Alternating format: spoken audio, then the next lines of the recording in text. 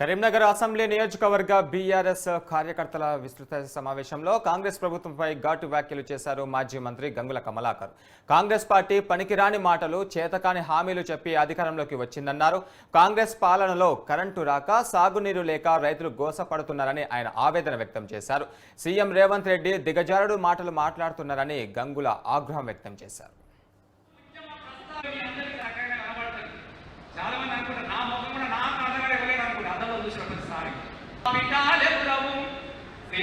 ప్రజలు మనసపోయినారు. పల్లె పల్లె నా పల్లెలు మొదలే తెలంగాణలో నా పంట చేలలోనా తెలంగాణ ఉద్యమంలో అంటే తెలంగాణ రాష్ట్రము మొత్తము ఉద్యమ ప్రస్తావన అందరికీ రైతులు తెలుసు.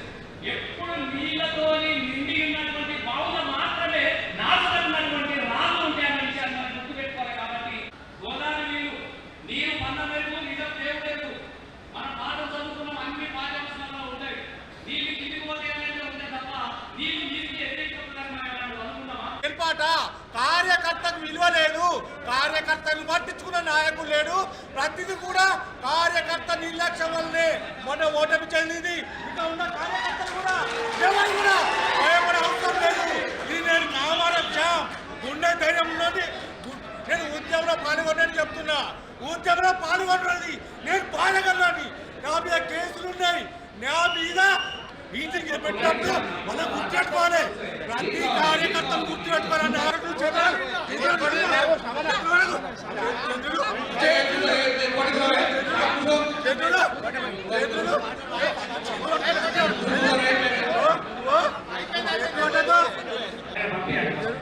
అయినా కరీంనగర్ కాన్ఫరెన్స్ లో మనందరం కష్టపడి గౌరవ కార్పొరేటర్లు కానీ, సర్పంచులు కానీ, ఎంపీలు కానీ, ముఖ్యంగా క్యాడర్ ఎట్టి పరిస్థితుల్లో ఈ కర్ణాకాంత మనమే గెలవాలని చెప్పేసి ఆ రోజు మీరందరూ కష్టపడి మీ రక్తం దారవోసి నన్ను గెలిపించినందుకు ఆ రోజు కృతజ్ఞతా సమావేశం ఏర్పాటు జరిగింది. కానీ మళ్ళీ పార్టీ నిర్ణయం తీసుకున్నది 10వ తారీఖు వరకు అన్ని కాన్స్టిట్యూషన్లో క్యాడర్తో సమాయత్తం కావాలి, క్యాడర్తో కలిసిమెలిసి ఉండాలి, క్యాడర్తో మనము షేర్ చేసుకోవాలనే ఉద్దేశంతో ఈరోజు గౌరవ మాజీ మంత్రులు హరీష్ రావు గారు వచ్చేది ఉంటే ఈరోజు ప్లాన్ చేసుకున్న లోపలనే నల్గొండ ఇష్యూ బర్నింగ్ అవుతుంది, కృష్ణా వాటర్ ఇష్యూ బర్నింగ్ అవుతుంది. కాబట్టి అన్ఎక్స్పెక్టెడ్ ఆగిపోయి జరిగింది. అయినా మనందరూ కూడా సమావేశం ఏర్పాటు చేసుకోవాలని చెప్పి ఈరోజు మళ్ళీ ఒకసారి కాన్ఫరెన్స్ మీటింగ్కి వచ్చిన మీ అందరికీ పేరు పేరు నమస్కారం తెలియజేస్తున్నాను.